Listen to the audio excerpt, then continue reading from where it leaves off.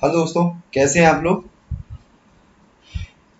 Unit 2 assistant registrar का जो सामान्य प्रशासन है उसके जो 2 टॉपिक हैं, शुरुआत में हमने उस पर वीडियो बना दिया है और आगे के जो टॉपिक है उस पर हम वीडियो बना रहे हैं। एक्चुअली जो फर्स्ट टॉपिक था मध्य प्रदेश लोक सेवा आयोग, उसका पूरा एक वीडियो बन चुका था और उसके बाद जो सेकेंड टॉपिक था उत्तरदायित्व और नियंत्रण, वो चूंकि एक लंबा टॉपिक है और उस लंबा टॉपिक में हमने पहले ही कहा था कि इसमें करीबन 1, 2 या 3 पार्ट इसके हो सकते हैं।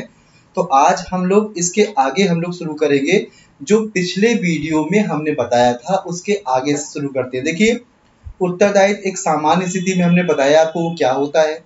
फिर उसके बाद नियंत्रण। नियंत्रण एक बहुत बड़ा टॉपिक है और एक बहुत को आप देखेंगे तो उसमें थोड़ा सा समय लगेगा। क्यों? देखिए, नियंत्रण क्या होता है। पहली बात तो नियंत्रण 2 प्रकार से होता है, एक आंतरिक होता है, एक बाह्य होता है। ये हमने आपको पहले बताया था। इसके बाद जो नियंत्रण होता है, जो आंतरिक होता है, उस नियंत्रण में सामान्य स्थितियां होती है, वो हमने आपको एक लिस्ट बताई थी। उसके आधार पे जब मेन हम लोग आते हैं कि बाह्य नियंत्रण। बाह्य नियंत्रण प्रशासन में बहुत ज्यादा महत्वपूर्ण स्थिति रखता है। जैसे बाह्य नियंत्रण एक कार्यपालिक नियंत्रण होता है, एक विधायी नियंत्रण होता है, न्यायपालिक नियंत्रण होता है और नागरिकों के द्वारा भी नियंत्रण देखने को मिलता है। ऐसा क्यों होता है? एक्चुअली आपने देखा होगा, जो ऐसा है सरकार जो प्रजातांत्रिक सरकार है। एक्चुअली प्रजातांत्रिक का मतलब ही होता है कि वह चुनी हुई जाती है, चुनी हुई सरकार जनता द्वारा। तो वह भी एक अपनी सरकार को कंट्रोल कर सकती है, नियंत्रित कर सकती है अप्रत्यक्ष रूप से। कैसे करेंगे वो हम लोग आगे पढ़ेंगे तो समझ में आएगा। आज हम लोग का विधायी नियंत्रण चल रहा है उस पर हम लोग बात करते हैं। आपको तो पता है ना। अब इसके पहले हमने क्या बताया था, कोई विधायी नियंत्रण बताया था। उसके बाद अब हम लोग ये सब खत्म होगा तो कार्यपालिक नियंत्रण में आएंगे। ठीक है। अब देखिए, आधे घंटे की बहस यहां से हम लोग को स्टार्ट करना था आज। आधे घंटे की बहस क्या है? यह जो पूरा नियंत्रण है ये कहाँ हो रहा है? यह एक विधानसभा में हो रहा है, एक संसद में हो रहा है। संसद मतलब क्या होता है? जहां पर सांसद इकट्ठे होते हैं और जो जनता उनको अपने एक प्रतिनिधि के रूप में वहां चुनकर भेजती है।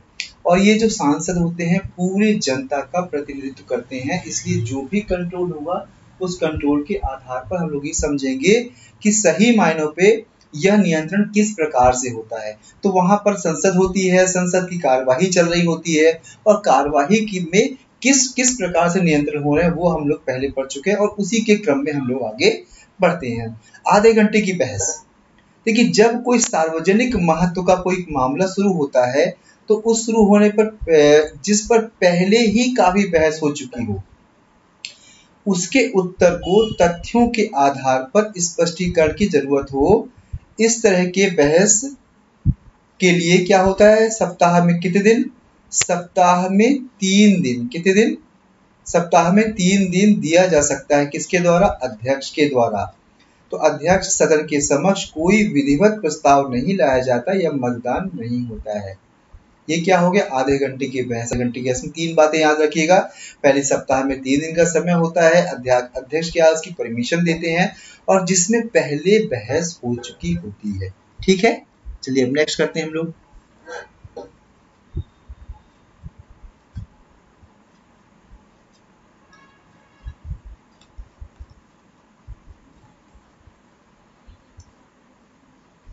अब ये अल्पकालिक बहस ये क्या होती है? इसको और थोड़ी जूम करते हैं तो और समझ में आएगा आप लोग को। ज्यादा जूम हो गया ये।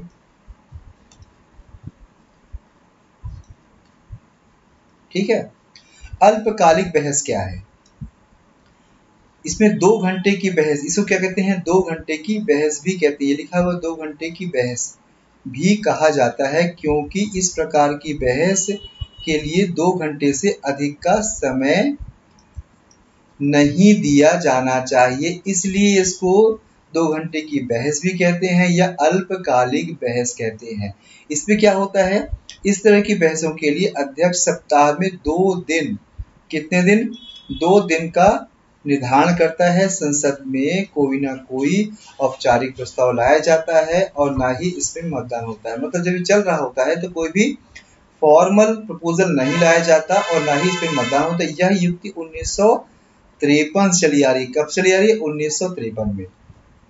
ठीक है, ये छोटे जो शब्द हैं जब एग्जाम में आएंगे ना, पूछ लेगा। मान लीजिए एग्जाम्पल के तौर पे अल्पकालिक बहस, यह कब से स्टार्ट हुई है हमारे संसद में? तो आपको पता होना चाहिए ये क्या है, 1953 चली आ रही है। कितने दिन दिए जा सकते हैं? तो अब ये पता है, इसमें सप्ताह में 2 दिन, यदि ये 2 दिन, ये 2 दिन दिए जा सकते हैं और 2 घंटे से अधिक का समय इसमें नहीं दिया जा सकता। ये सब आप देखेंगे तो ये अल्पकालिक बहस के रूप में आपको देखने को मिलेगा। ठीक है, चलिए अब ये होता है अन्य बहसें। अन्य बहसें क्या होती हैं?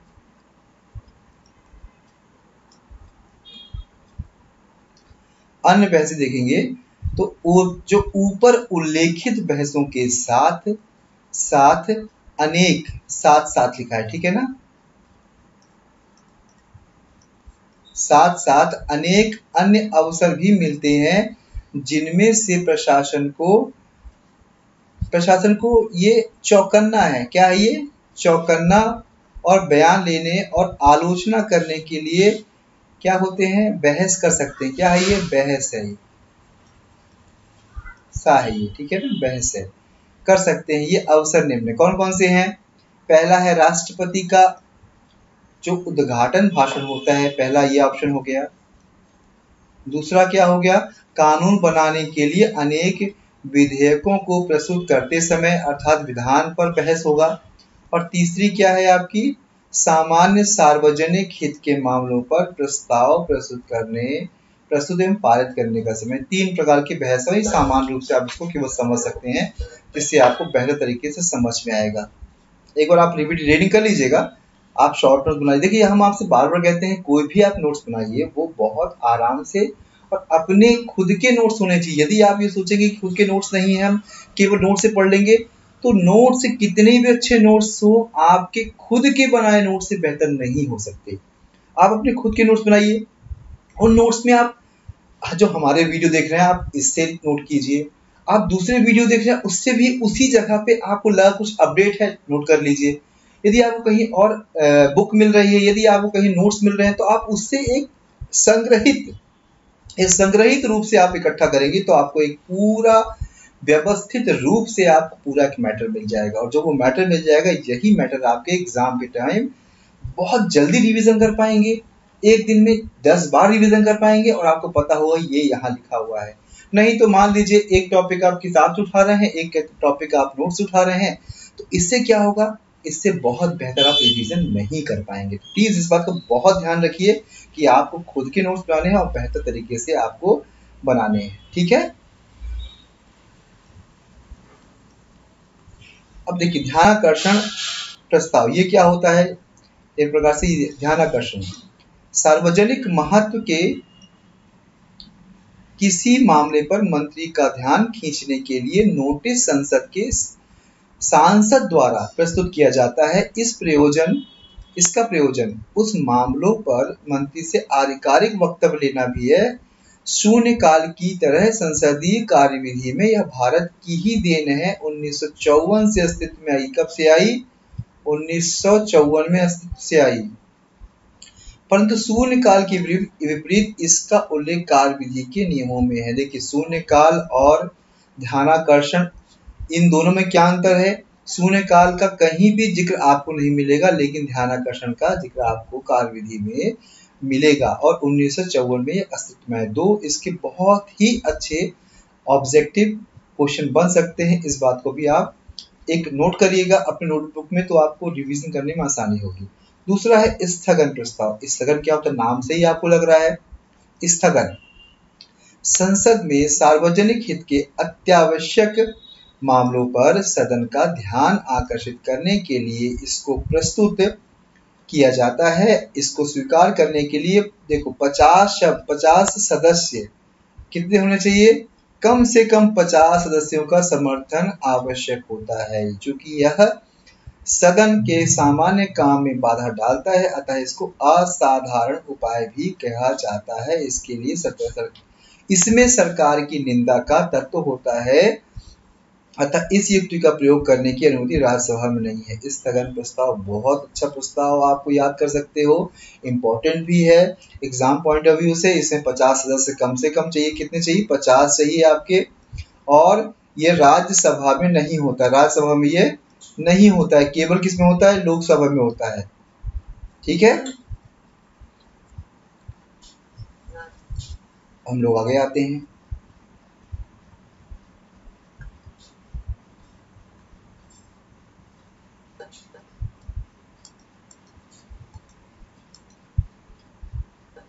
निंदा प्रस्ताव और अविश्वास प्रस्ताव, इन दोनों में वास्तव में अंतर क्या होता है, इसको हम लोग समझेंगे।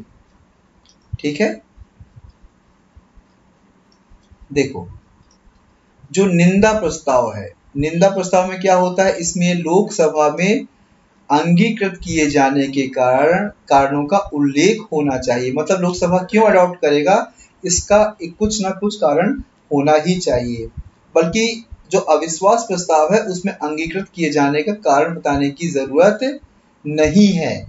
ये हो गया आपका, ये दोनों में समानता हुई। इसमें क्या जरूरत है कारण बताने की निंदा प्रस्ताव में, और इसमें कारणों का उल्लेख अविश्वास प्रस्ताव में नहीं दिया गया है।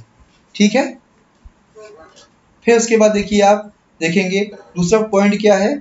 यह किसी एक मंत्री या मंत्रियों के समूह या पूरी मंत्रिपरिषद की निंदा करने के लिए रखा जा सकता है। देखिए इसमें क्या है, इसमें यह केवल पूरी मंत्रिपरिषद के विरुद्ध ही रखा जाता है। मतलब कहने का मतलब ये है, यहाँ जो निंदा प्रस्ताव है, एक मंत्री हो सकता है, मंत्रियों का समूह हो सकता है, और पूरी मंत्रिपरिषद हो सकती है। लेकिन जो अविश्वास प्रस्ताव है, पूरी मंत्रिपरिषद इसमें होती है। तीसरा क्या है? यह मंत्रिपरिषद विशेष नीतियों और कार्यों की निंदा करने के लिए रखा जाता है। यह निंदा प्रस्ताव किसमें होता है? मंत्रिपरिषद विशेष नीतियों, मंत्रिपरिषद को विशेष नीति होगी और कार्य होगा, उसकी निंदा करने के लिए किया जाता है।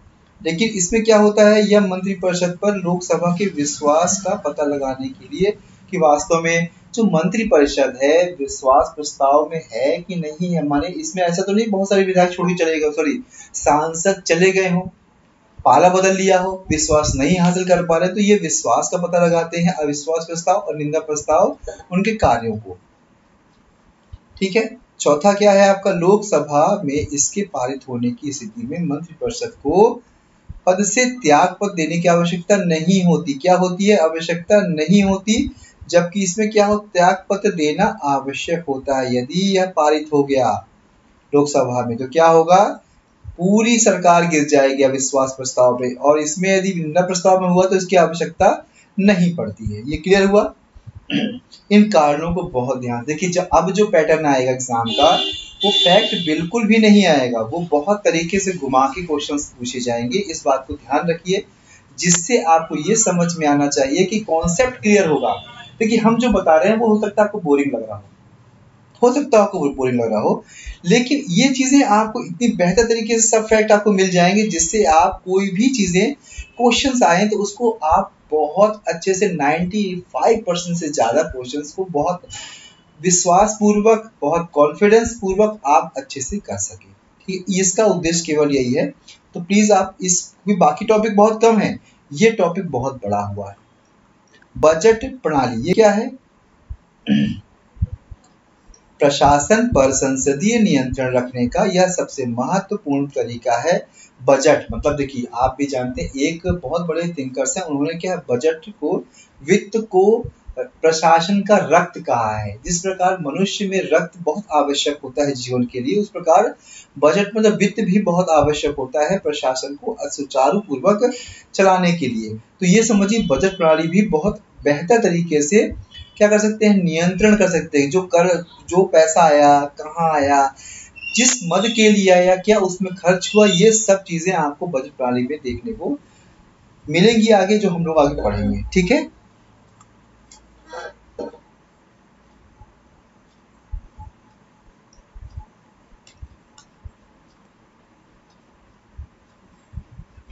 देखिए ये फिर आपको सूचना हम दे दें, यदि आपको यूनिट 2 कंप्लीट नोट्स चाहिए आपको, तो यूनिट 2 के लिए ई नोट्स अवेलेबल हैं। आप कुछ जानकारी चाहिए तो ये व्हाट्सएप नंबर है, इसमें आप बात कर सकते हैं।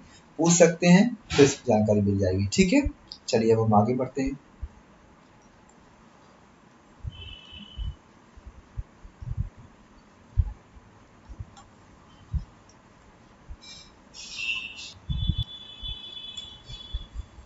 ये सार्वजनिक लोक लेखा समिति, पब्लिक अकाउंट कमेटी, ये पब्लिक अकाउंट कमेटी क्या है? ये पब्लिक अकाउंट कमेटी है ये। तो ये क्या है? सार्वजनिक लेखा समिति। जब भारत में जो बजट प्रणाली है, उस बजट प्रणाली में क्या करते हैं? उस बजट प्रणाली को बेहतर तरीके से सुचारू पूर्वक नियंत्रित करने के लिए विभिन्न प्रकार की समितियां हैं। और आपको पता होना चाहिए, जो सार्वजनिक लेखा समिति सीधे सीधे आपके सिलेबस में दी हुई है। मतलब देखिए, समितियां और भी हैं, लेकिन ये समिति बिल्कुल आपको सीधे मिल जाएगी। तो प्लीज आप इसको जरूर से बहुत अच्छे से और ध्यान से समझिएगा, ये बहुत इंपॉर्टेंट है, एक प्रश्न इससे बन सकता है। ठीक है, अब देखिए, जो समिति है इसकी स्थापना सर्वप्रथम 1921 कब हुई थी? 1921 में किस अधिनियम के तहत हुई? 1919 के भारत सरकार अधिनियम के प्रावधानों के तहत हुई। दो क्वेश्चंस बन सकते हैं, किस अधिनियम के तहत हुई, दूसरा कब हुई। इसमें क्या है, वर्तमान में इसमें कितने 22 सदस्य हैं, 15 लोकसभा से हैं और 7 राज्यसभा से। तीसरा फैक्ट हुआ, इस प्रत्येक वर्ष इसका चुनाव एकल हस्तांतरणीय मत के द्वारा इसका समानुपातिक प्रतिनिधित्व के सिद्धांत के अनुसार इसमें सांसदों से इसका चुनाव किया जाता है। जो कार्यकाल क्या होता है? कार्यकाल 1 वर्ष का होता है। सीधा पूछ सकता है कि पीएससी, पब्लिक अकाउंट कमेटी या सार्वजनिक लोक लेखा समिति है, इसका कार्यकाल क्या होता है? तो आपको पता होना चाहिए 1 वर्ष होता है। इस समिति का कोई सदस्य कोई मंत्री नहीं हो सकता। मंत्री नहीं होगा, यदि मंत्री ही सदस्य बन जाएगा। आप बताइए, यदि जांच करने वाला, ये जांच करने वाली समिति है और जांच करने वाली समिति में ही कोई मंत्री आ जाएगा, तो वो अपनी सरकार के विरुद्ध कभी जांच करेगा? कभी नहीं करेगा। तो इसलिए क्या होगा, नियम बना दिया कि कोई भी मंत्री उसका सदस्य नहीं हो सकता है। समिति के अध्यक्ष की नियुक्ति अध्यक्ष द्वारा इसके सदस्यों के बीच से की जाती। मतलब पहले आप 22 सदस्य हो गए, इस 22 में क्या हुआ, या आपका लोकसभा से कितने हो गए? लोकसभा से हो गए आपके 15 और राज्यसभा से कितने हो गए? 7। टोटल कितने हो गए? टोटल हो गए आपके 22। ये 22 में से ही कोई एक प्रेसिडेंट बनता है, कोई एक प्रेसिडेंट बनता है। पहले जो 1966-67 के पहले क्या होता था, समिति का एक अध्यक्ष शासक दल का होता था। मतलब कोई भी सांसद है, उस सांसद को उसका अध्यक्ष बना दिया गया, जो सत्ताधारी दल है। लेकिन 1967 की बात है, 1967 से परंपरा शुरू हो गई कि ऐसा है, इस समिति जो अध्यक्ष होगा अनिवार्यतः, मतलब कंपल्सरी रूप से क्या होगा, विरोधी दल से होता है। किससे होता है? विरोधी दल से होता है। और इस समिति का जो कार्यकाल सीजी कैग, ये कैग है, ध्यान कीजिए, कैग, ठीक है ना, ये कैग है। कैग वार्षिक लोक लेखा समिति, जो वार्षिक लेखा परीक्षा उसकी जांच करता है, इसको संसद में राष्ट्रपति द्वारा रखा जाता है। और इस समिति, इस कार्य में समिति की सहायता सीएजी करता है। मतलब कहने का मतलब, ये पहली बात तो क्या है, जो कैग है पूरे साल भर का लेखा जोखा राष्ट्रपति को प्रस्तुत करता है, राष्ट्रपति संसद में रखवाती है। उस संसद में के पटल में रखने के पश्चात सार्वजनिक लेखा यही समिति चेक करती है कि वास्तव में ये जो जितना भी पैसा एक साल में खर्चा हुआ है, जिस लिए खर्चा हुआ है, क्या वास्तव में इसीलिए है। तो इस बात को वो ध्यान देती है कि भाई जरूरी है, इसी में है कि नहीं है, ऐसा ना हो किसी और में लग गया हो पैसा। तो इस कारण से इसमें बताया गया है। अब सार्वजनिक लोक लेखा समिति के कार्यों का विस्तृत विवरण लोकसभा में कार्यविधि तथा कार्य संचालन आदि के नियमों के नियम 308 में बताया गया है। क्या बताया गया है, देखते हैं क्या बताया गया है।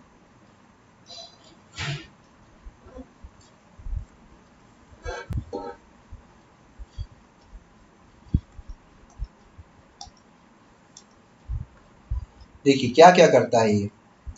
पहला तो क्या है, भारत सरकार के खर्चों के लिए सदन द्वारा स्वीकृत धन राशियों के उपयोग को प्रदर्शित करने वाले लेखा भारत सरकार के वार्षिक वित्तीय लेखा और ऐसे अन्य लेखाओं की वो जांच करके सदन के समक्ष प्रस्तुत करता है। दूसरा क्या करता है ये, भारत सरकार के विनियोग लेखा नियंत्रक महालेखा परीक्षक कैग जो है ना, उसकी रिपोर्ट की संवीक्षा करता है, परीक्षा करता है। क्या करता है, वही कि जो राशियां खर्च हुई हैं वास्तव में उसी पे खर्च हुई हैं, खर्चे को नियंत्रित करने वाले अधिकारी से मेल खाते हैं, मतलब जो भी जिस चीज में है उसमें मेल खाते हैं कि इस पे खर्चा हुआ है। पुनर्नियुक्ति कि प्रत्येक पुनर्विनियोग उन प्रावधानों के अनुसार किया गया है जो सक्षम अधिकारी द्वारा नियमों के अनुसार बनाया गया, मतलब सब कुछ नियम से हुआ है कि नहीं हुआ, ये सब जांच की जाती है। समिति का दायित्व क्या होगा, दायित्व होगा उनके लेख के विवरण की जांच भी होनी चाहिए जिनको राष्ट्रपति ने तैयार करने को कहा है। मतलब राष्ट्रपति क्या होता है, कैग होता है, कैग का मुख्य काम क्या है, पूरे लेखा परीक्षण करता है। कैग क्या पूरी लेखा परीक्षण करता है और लेखा परीक्षण में कहाँ क्या चीज हुई है वो सब काम पहले से फिक्स है उसके, और उस फिक्स के बाद ये रहता है, राष्ट्रपति बोलते हैं कि भाई ऐसा ये तो आप काम मिला ही मिला है, आप कुछ और काम कर दीजिए, ये भी काम कर दीजिए जो हम दे रहे हैं। तो राष्ट्रपति द्वारा कोई भी काम दिया जाता है वो काम का भी लेखा परीक्षण करता है। और क्या करता है समिति, क्या करती है, समिति का दायित्व स्वायत्त और अर्ध स्वायत्त, ये अर्थ नहीं अर्ध है, क्या है ये, अर्ध है, अर्ध स्वायत्त निकायों की आय व्यय के विवरणों के लेखा और उस लेखा परीक्षा की जांच करना भी है जिसे राष्ट्रपति के निर्देशों या संसद के किसी कानून के अधीन भारत के लेखा नियंत्रक परीक्षक द्वारा, मतलब जो ये क्या कर रहा है वो सबकी जांच कर सकता है। और क्या कर सकता है ये, इसका काम उन मामलों में भी भारत के लेखा नियंत्रक व महालेखा परीक्षा की रिपोर्ट पर ध्यान देना है जिसमें राष्ट्रपति ने उनसे कुछ रसीदें कही, वो कुछ भी काम सौंपा है राष्ट्रपति ने वो सब देखना है।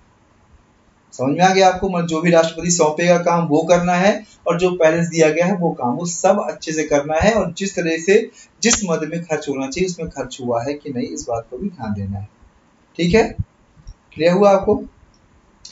एक वित्त वर्ष में, जो एक वित्त वर्ष है उस वित्त वर्ष में किसी सेवा पर खर्च की गई धनराशि अगर सदन द्वारा उस उद्देश्य के लिए स्वीकृत धनराशि से अधिक है, मतलब यदि 100 रुपए क्या खर्च करना है और स्वीकृत हो गए 120 रुपए, तो वो ये बताता कि ज्यादा खर्च हो रही है तो वो भी इसकी जानकारी उनको क्या होनी चाहिए, संदर्भ में प्रत्येक स्थिति जांच की ज्यादा क्यों हो गई, किस कारण से हो गई, क्या सही में आवश्यकता थी, ये सब देखो। अभी हमने जो बात कही है वो बजट के आधार पर बात कही है।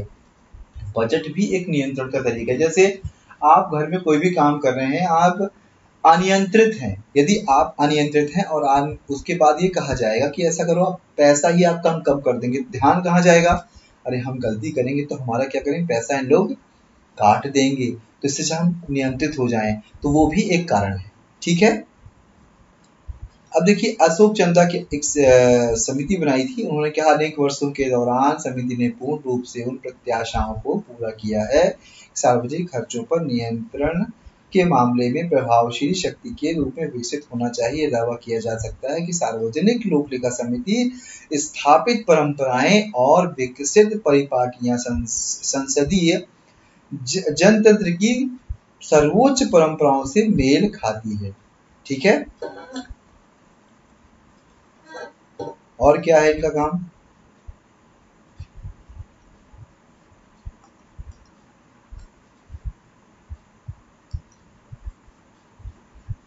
नियुक्ति लोकसभा अध्यक्ष द्वारा इनके सदस्यों की जाएगी, मतलब जो लोकसभा अध्यक्ष है उनके द्वारा इनकी नियुक्ति की जाएगी। समिति का काम बजट में सम्मिलित अनुमानों की जांच करना है, मतलब कुल मिलाकर इसका जांच करना है, क्या जो मद आई, कैसे आई, कहाँ से, ये सब चीजें आपको इसमें दी हुई हैं। तो एक बार आप रीड कर लीजिए तो आपको बिल्कुल ये सब केवल जांच का विषय है, इसको केवल जांच करना है। बहुत डीपली पूछेगा लेकिन इतना नहीं पूछेगा कि आप विषय विशेषज्ञ बन जाएं। आप विषय विशेषज्ञ नहीं बन रहे हैं, आप क्या बन रहे हैं, जानकारी। तो हमने तब भी थोड़ा सा और प्लस करके रख लिखा है जिससे आपको कुछ भी प्लस करना हो, जानकारी लेना हो, कोई चीज छूटे ना आपके हिसाब से। इसलिए हमने ऐसा किया हुआ है। ठीक है, समय समय पर अनुमान की भी जांच होगी, क्या क्या हुआ है, कितना पैसा खर्च हुआ है, ये सब चीजें। ठीक है, चलिए अब हम आते हैं सार्वजनिक उपक्रम की समिति। ये क्या है? देखिए, अभी हमने बताया कि बजट कंट्रोल करना है, तो ये भी एक समिति है। ये समिति का काम क्या है? जो सार्वजनिक उपक्रम के संस्थान है, जैसे आपका ओएनजीसी, एनटीपीसी, ठीक है, ये संस्थान है। इन संस्थानों में भी यदि कोई गड़बड़ी होती है, उस गड़बड़ी का लेखा जोखा ये कर सकते हैं। क्या कर सकते हैं? देखो कैसे गठन हुआ है इसका। इसका गठन कृष्ण मेनन समिति, कौन समिति? इसको बिल्कुल याद करिएगा, की सिफारिश पर 1964 में किया गया। मूलतः इसमें कितने 15 सदस्य थे, 10 लोकसभा और 5 राज्यसभा, परंतु 1974 में संख्या बढ़ाकर 22 कर दी। वापस किस प्रकार से कर दिया गया? जैसे लोक लेखा समिति की है ना, सेम लोक लेखा समिति का सेम कर दिया गया इन्होंने। ठीक, अब लोक लेखा समिति में जैसा 22 सेम 22, यहां भी सेम वही 15, सेम क्या चीज 15 हो गए आपके, सेम वही हो गए आपके।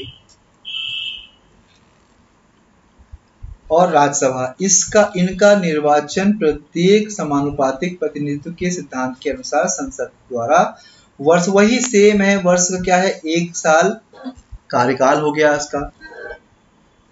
ठीक है, एकल हस्तांतरणीय मत द्वारा किया जाता है इसका मतलब जो चुनाव है वही है, तरीका सेम सभी का है, कहीं भी अलग नहीं है, उस तरीकों के आधार पर ही किया जाएगा। ठीक है,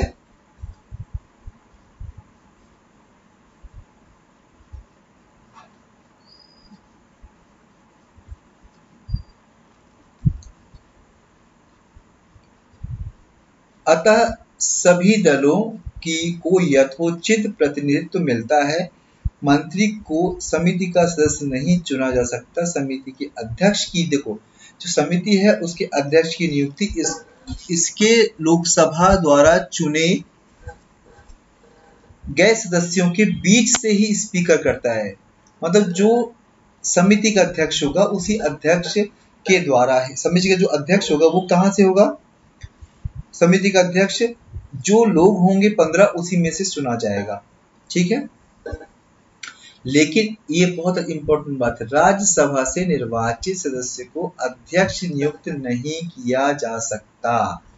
मतलब जो है राज्यसभा से यदि आएंगे बाकी लोग, उन बाकी लोगों में से ऐसा नहीं है कि कोई भी आ जाए, नहीं, उनमें क्या होगा, उनमें वही लोग आएंगे जो लोग क्या होंगे, लोकसभा से होंगे, अध्यक्ष के रूप में चुने जाएंगे, ना कि राज्यसभा से नहीं आएंगे। ठीक है, और उनका काम क्या है, ये कार्यविधि है, सार्वजनिक उपक्रम की रिपोर्टों और उनके लेखों की जांच करना, सार्वजनिक उपक्रमों पर लेखा नियंत्रक महालेखा परीक्षक की रिपोर्ट अगर कोई है कि उसकी जांच करना, मतलब जितने भी हैं इनका जांच करने का काम है। जितनी भी संस्थाएं हैं उन संस्थाओं पे देखना, समझना, जानना।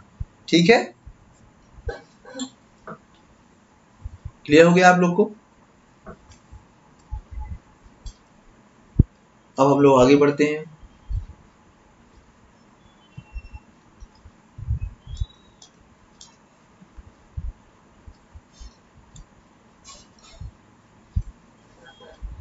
ये सब उनकी समितियां हैं। समिति के द्वारा मतलब आप केवल एक बार ध्यान से पढ़िएगा तो आपको अच्छे समझ में आ जाएगा। मेन पब्लिक अकाउंट कमेटी जो पीएसी है बहुत इंपॉर्टेंट है, साफ साफ चर्चा आपके सिलेबस में दी गई है, इसीलिए उस पे प्रश्न बनने की संभावना बहुत है। अधीनस्थ विधायन समिति, अधीनस्थ विधायन समिति 1953 में गठित इस समिति में लोकसभा अध्यक्ष द्वारा मनोनीत अध्यक्ष और कितने होते हैं, 15 सदस्य होते हैं। सदस्यों का कार्यकाल फिर वही एक की पॉइंट है कि सभी समिति जितनी है सभी का कार्यकाल कितना हो गया, 1 वर्ष। यदि क्वेश्चन में 1 2 3 4 आ जाए ना तो आपको ध्यान देना कितना करना है, आपको 1 वर्ष करना है। ठीक है, समिति का काम क्या है? समिति का काम क्या है? जांच करना। समिति का काम आपका है जांच करना, लोकसभा को या रिपोर्ट देना, नियम, उपनियम, विनियमन तथा परिनियम इत्यादि बनाने का अधिकार देना, ये सब संविधान द्वारा दिए गए हैं कि नहीं दिए गए हैं, इन सब की कुल मिलाकर जांच करना ही इसका इम्पोर्टेंट कार्य है। क्या संविधान के सामान्य उद्देश्यों के अनुसार जिस अधिनियम के लिए बनाया गया है उसे आगे बढ़ाता है, मतलब ये जो नियम बने हैं उसी नियम पे चल रहा है कि नहीं बन रहा है, जो विषय सामग्री बनाई गई उसी में वो काम कर रही है कि नहीं कर रही है, इस पर हम लोग को ध्यान देना है। ठीक है। संचित निधि, क्या इससे भारत की संचित निधि या सार्वजनिक आय में कोई व्यय होता है, इन सब के बारे में इसमें चर्चा दी गई है। वही देखिए संविधान के बारे में दिया गया है। क्या ऐसा प्रतीत होता है कि इसके अपने प्रश्न प्रकाशन में संसद के सामने प्रस्तुत करने की अनुचित विलंब हुआ है, तो किसी प्रकार की अनियमितताएं हुई हैं तो उनके बारे में ये पूरी जो समितियां हैं, समिति कार्य करती हैं। कोई वित्त को लेके काम करती है, कोई सार्वजनिक उपक्रम को लेकर काम करती है, कोई संविधान को काम करती है, यहाँ तक कि आश्वासन समिति जैसे भी हैं कि यदि कोई मंत्री लोग देते हैं, भाषण देते हैं कि आज ये स्कीम वो स्कीम नहीं हो रही है, उसके विषय में भी ये समितियां काम करती हैं। ठीक है। लीजिए अब एक नई समिति आ गई, कौन सी?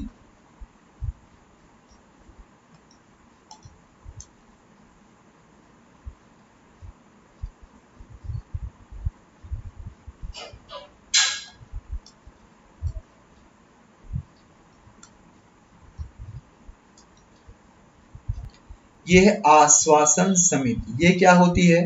वही जो हमने अभी आश्वासन कहा ना, आश्वासन का सीधे सा मतलब क्या होता है? आश्वासन देना कि हम ऐसा कर देंगे, वैसा कर देंगे। क्या वास्तव में ऐसा हो रहा है? ये जो अध्यक्ष सहित जो कि 15 सदस्य होते हैं इस समिति में, इसका गठन 1953 में हुआ है। इसका कार्यकाल भी 1 वर्ष होता है। इसके लिए सदस्यों की नियुक्ति की जाती है। समिति का सदस्य कोई मंत्री नियुक्त नहीं होगा। देखो मंत्री तो होगा ही नहीं, मंत्री होगा तो अपने विषय में, अपने साथियों के विषय में जानकारी करेगा, वो करेगा जांच? कभी नहीं करेगा वो। ठीक है। इसका काम क्या है? इसका काम देखिए, जो आश्वासन और वचन दिए गए हैं उन प्रतिज्ञाओं की जांच करना कि वो पूरे हो रहे हैं कि नहीं हो रहे हैं, इस विषय में आश्वासन नाम से ही है आश्वासन समिति। ठीक है। अब विभागीय समिति, स्थायी समितियां, ये विभागीय स्थायी समितियां हैं। ठीक है।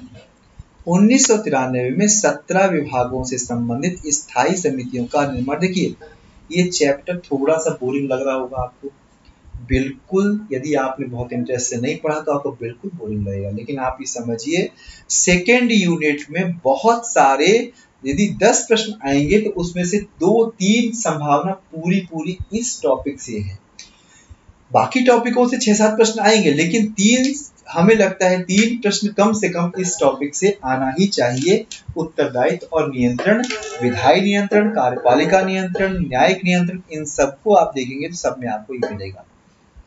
इस बात को प्लीज बहुत अच्छे से ध्यान दीजिए। इसमें क्या प्रत्येक समिति, जो जितनी भी समितियां 17 विभाग वाली समितियां हैं, लोकसभा के 30 और राज्यसभा के कितने होते हैं? 15 सदस्य होते हैं, जिन्हें लोकसभा अध्यक्ष, राज्यसभा के सभापति द्वारा दोनों सदनों के सदस्यों में से 1 वर्ष के लिए मनोनीत किया जाता है कि भाई आप जाइए इस कमेटी में रहिए, और इसके लिए आपको 1 वर्ष का समय दिया जाता है। 11 समितियों के अध्यक्ष, देखो 11 समितियों के अध्यक्ष की नियुक्ति लोकसभा अध्यक्ष करता है, और शेष 6 की क्या करते हैं? अध्यक्ष की नियुक्ति राज्यसभा का सभापति करता है। ठीक है।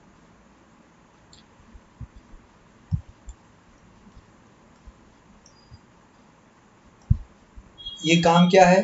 इनका काम है संबद्ध मंत्रालय विभाग, जो विभाग आपको दिया जाएगा उस विभागों से संबंधित संबद्ध मंत्रालय विभाग की अनुदान की मांगों पर विचार, उस पर सदनों की में रिपोर्ट प्रस्तुत करना, रिपोर्ट में किसी कटौती प्रस्ताव को सुझाव नहीं देगा।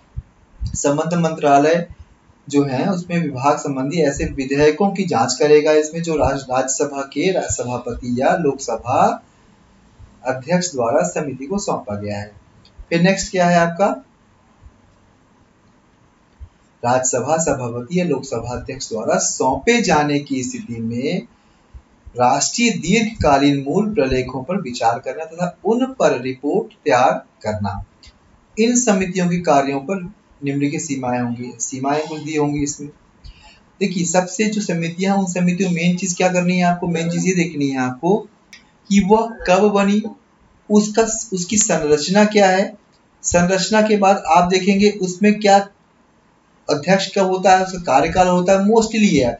और मेन उसका मुख्य रूप से काम क्या, काम तो बहुत सारे हैं उसके, लेकिन मुख्य रूप से काम क्या है। अब देखिए ये जैसे ये है, ये जो समितियां हैं ये क्या होती हैं, सिर्फ से प्रकृति परामर्शी हैं, मतलब हम आपको सलाह दे देंगे, अब मानना न मानना आपका काम है, हमारे पे नहीं है। हाँ ये समितियां बन गई, समितियों का काम क्या हुआ, ये संसद के लिए बाध्यकारी नहीं होंगे, इसमें सबसे इम्पोर्टेंट चीज है।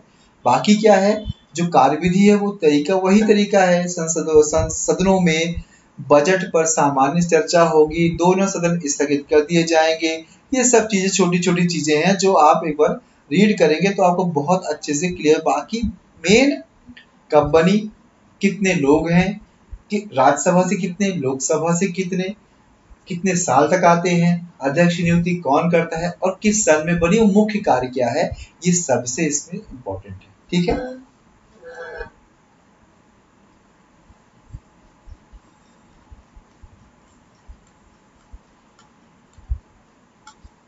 बाकी रिपोर्ट वगैरह आप एक बार पढ़ेंगे तो आपको ज्यादा समझ में आएगी। ठीक है, अब राष्ट्रपति सिस्टम क्या होता है। राष्ट्रपति सिस्टम में अभी हम लोग क्या, जितनी भी चीजें कंट्रोल पढ़ रहे थे वो कंट्रोल क्या है, वो कंट्रोल प्रजातांत्रिक रूप से है। ठीक है, प्रजातांत्रिक रूप से है, और प्रजातांत्रिक रूप में कुछ जगह राष्ट्रपति प्रणाली भी है। कहाँ कहाँ है देखिए, दिखाते हैं आपको।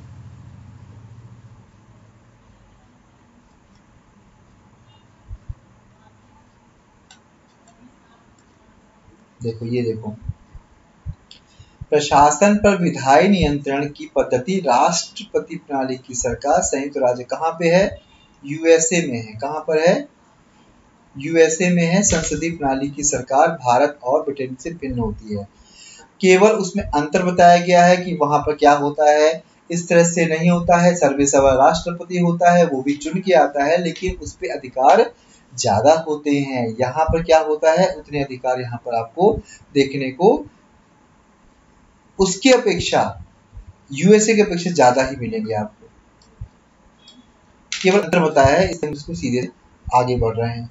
ठीक है, एक बार रीडिंग जरूर कर लीजिए, कारण क्या है, हम आपसे बार बोल रहे हैं कि कोई चीज हो सकता है दिमाग में आपके बैठ जाए और जिससे आपके काम बेहतर तरीके से आप याद कर सकें, समझ सकें, और कभी कोई क्वेश्चन फंस जाए तो आपको बनना चाहिए। ठीक है, भारत जैसे संसदीय प्रणाली के देशों में प्रशासन के ऊपर विभागीय नियंत्रण व्यवहारिक से अधिक सैद्धांतिक है, वास्तव में नियंत्रण इतना कारगर नहीं जितना होना चाहिए। भारत में संसदीय प्रणाली के प्रभावशाली न होने के कई कारण हैं, बहुत सारे कारण हैं। ये कारण एक प्रकार से हम ये कुछ क्वेश्चंस जो टॉपिक लिखे हैं वो कुछ मेंस को भी है, यदि आपको कॉन्सेप्चुअल करना है तो उसमें आ सकता है, ये कोई खास नहीं है, लेकिन आपको बस केवल अंतर बताया गया है कि यूएसए और इंडिया में क्या अंतर है।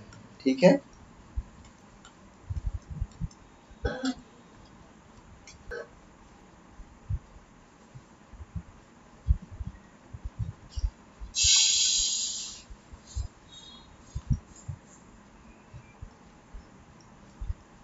सेम वही चीज है इसमें।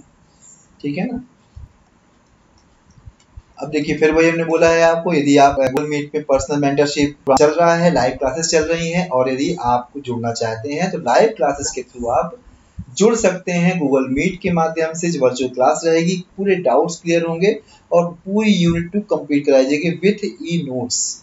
ठीक है, यदि आपको लगता है कुछ आपको जानकारी चाहिए तो आप इस नंबर पे संपर्क कर सकते हैं 8602694016। ठीक है, चलिए आगे बढ़ते हैं। अब यहां से शुरू होता दूसरा भाग, कौन सा, दूसरा भाग, ये सेकेंड भाग है। पहला भाग कौन सा हो गया, पहला हमने, ये पहला भाग विधायी नियंत्रण है। कौन सा, विधायी नियंत्रण। ठीक है। दूसरा क्या पढ़ रहे हैं, कार्यपालिका का नियंत्रण।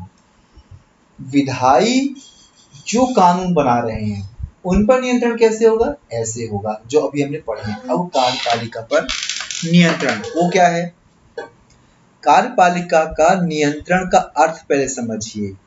ये है नौकरशाही की कार्यप्रणाली पर मुख्य कार्यकारी अर्थात राजनीतिक कार्यकारी पर का नियंत्रण। यूएसए अमेरिका में यह नियंत्रण राष्ट्रपति तथा उसके सचिवों द्वारा किया जाता है तथा भारत और ब्रिटेन में मंत्रिमंडल तथा अलग अलग विभागों के मंत्रियों द्वारा इसमें किया जाता है। देखिए जब ये हो गया, मान लीजिए लोकसभा, ठीक है, लोग बैठे हुए हैं, बहुत सारे लोग बैठे ना, मान लीजिए ये जब कोई कानून बनाते हैं तो ये कहलाते हैं विधायिका। क्या कहलाएंगे ये, विधायिका। तब इनमें विधायी नियंत्रण होता है।